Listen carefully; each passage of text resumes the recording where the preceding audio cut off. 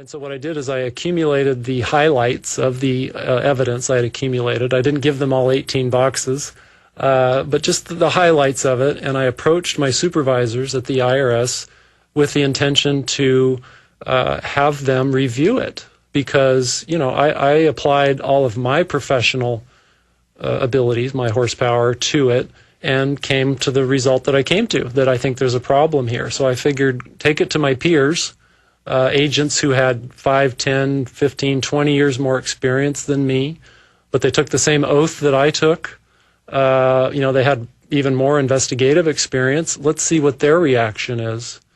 And unfortunately, I presented the information to them, and I reiterated that I had taken an oath to support and defend the Constitution, that this issue was really important to me, but it should be important to all of us, because it looked to me like people's rights were being violated and people's property was being taken, you know, outside of the law.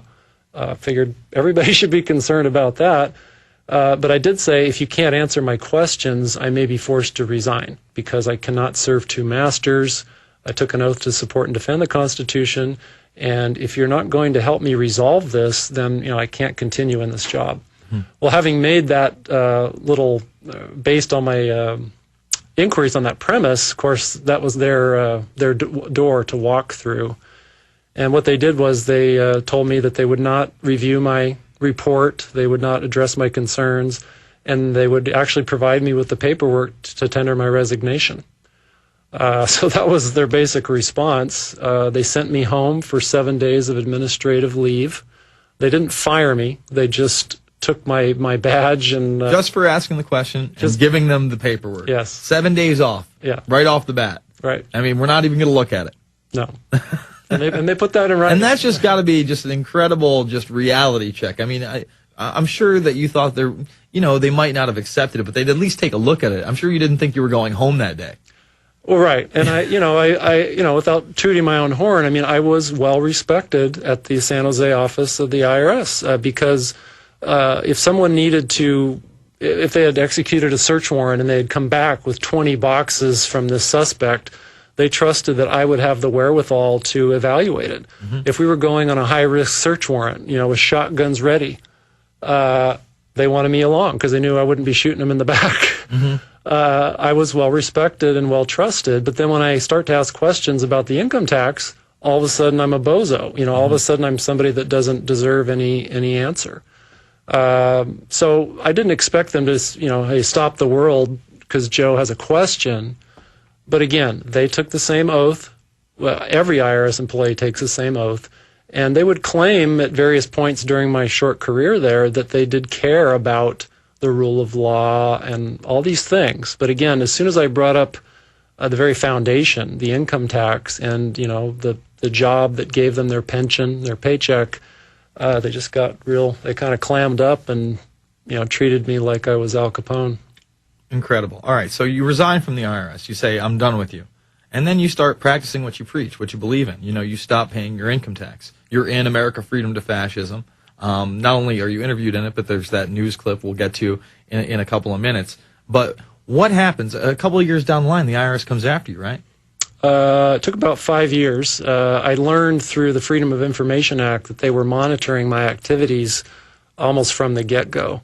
You know, here it was that they would refuse to talk to me face to face to actually resolve these issues, but they had no problem, you know, surveilling me and listening to my speeches. Now, do you have to file your own FOIA to find out if there's actually a file on you? Yes. Really? Should I do that for me? What do you think? I guess it depends on, I mean, I don't know if you're already on their bad list, but... well, Jones's website and all that other good stuff's in the Southern Poverty Law Center is for, you know, racists that just want to take down the country militia style, so... But any citizen under the Freedom of Information Act, you can request all of your transcripts and see what it is the IRS has written about you. You know, I want to talk about those transcripts on the other side. Very interesting subject matter. We're with Joe Banister. At the 30 after, we're going to take phone calls. 866-582-9933. It's the InfoWarrior with Jason Bermas. Go check out the websites, prisonplanet.tv, Infowars.com, and my blog, theinfowarrior.com. Back after this.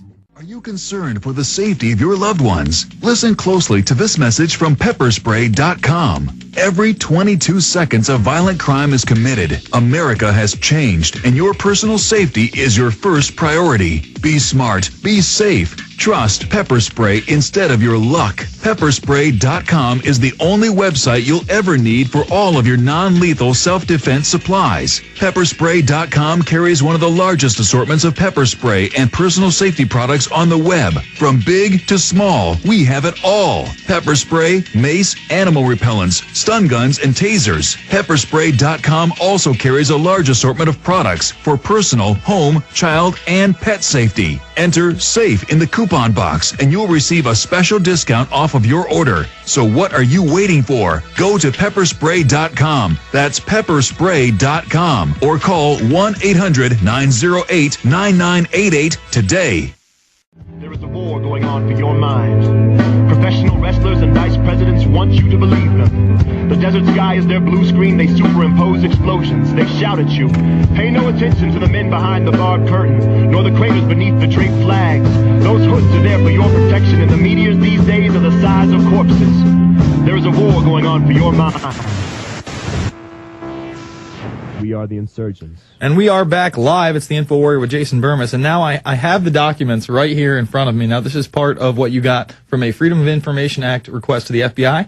To the IRS. To the IRS. And right here, hopefully we can zoom in a little bit, guys, or on one of these. Can we go with this camera over here, or which one we want? This one? This one? It says PDT right here, where my little finger is right there in between. Let's see if we can get there. Amazing. Now, there we go. We got it in the top corner. Where my little finger is there. PDT. Now, why don't you read what that actually means? The designation of potentially dangerous taxpayer, or PDT, must be based on verifiable evidence or information. There must also be a nexus to tax administration. And there's 5 criteria, and they all deal with violence. Because you're kung fu kicking the agents as you go through the office. I'm such a violent guy. Taxpayers, number 1, taxpayers who physically assault IRS employees or contractors. Never done it. Taxpayers who attempt to intimidate or threaten IRS employees or members of their immediate family through specific threats of bodily harm. Never done it. Number 3, persons who are active members of groups that advocate violence against IRS employees. Never been. 4, taxpayers who have committed the acts set forth in any of the preceding criteria, but whose acts have been directed against employees or contractors of other government agencies. Never done it. Number 5, taxpayers who are not classified as PDTs through application of the above criteria, but who have demonstrated a clear propensity towards violence through acts of violent behavior. Haven't done that either. Nothing? And yet you can see right on my transcript that they've called me a PDT. So it's really chilling. Of course, I've been very active in going after what how they've watched me and what they've written about me, because they've been so reticent to talk to me. Mm-hmm. All I have left is to find out, well, what are they writing about me? How are they dealing with me? And, they're telling all of their employees and anyone else who they share this information with that I'm a potentially dangerous person, that I've engaged in violence when I never have. Mm-hmm. So, and that's me. Granted, I've kind of reached out and decided to go to battle with them. Mm-hmm. But can you just imagine what kind of things they do to the average citizen who doesn't know how to find out what's been written about them? Who didn't work for the IRS, who wasn't a criminal investigator. I mean, it's just really chilling. And so I'm just kind of living this chilling existence. And fortunately, I just, I don't have any fear of the agency. Mm-hmm. And I just kind of pursue this and find out, how deep the rabbit hole goes. Now, they come after you. There's a court case out there. They bring you up on 4 separate charges. Why don't you tell people what those are? I was indicted by a federal grand jury in November of 2004, and it was a 4-count indictment. I was charged with 3 counts of preparing a false federal income tax return for a client, and 1 count of defrauding the United States of America. I'm sorry, conspiring to defraud the United States of America. How dare you? So all these things happen.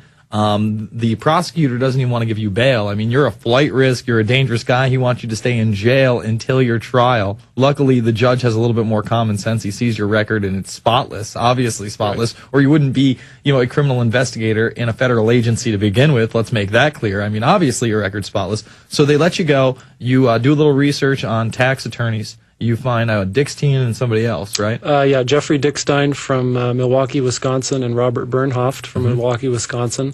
Mr. Bernhoft actually recently represented Wesley Snipes in that case. So he's pretty well known. And obviously, I want to talk to you about that. And this is the short break, and we're definitely going to take some callers on the next end. But